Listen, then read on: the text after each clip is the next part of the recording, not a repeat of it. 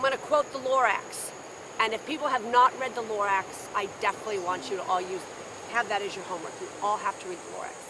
And that is, unless someone like you cares a whole awful lot, nothing is going to get better.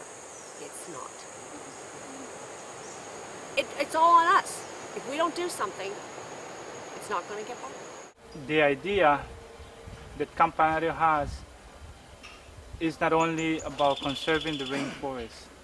Campanario is also trying to help on the conservation of culture, because you get to visit indigenous people. For example, on the South Pacific we have the Waimí and the Brunca indigenous, and by visiting them we're trying to incentivize them to preserve a little bit more of their culture, show us their dances, their language and things like that.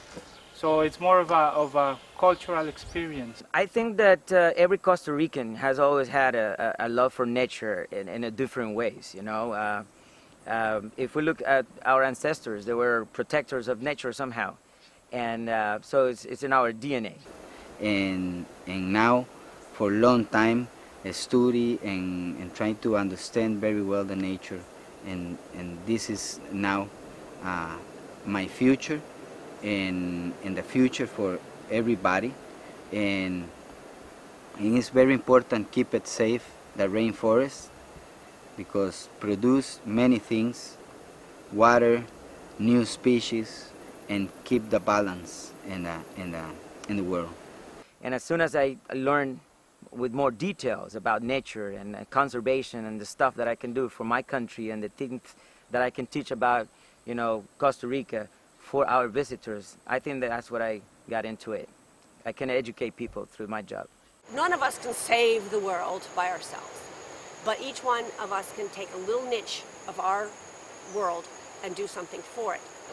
People need to learn to live more simply and definitely divide what are needs and what are wants.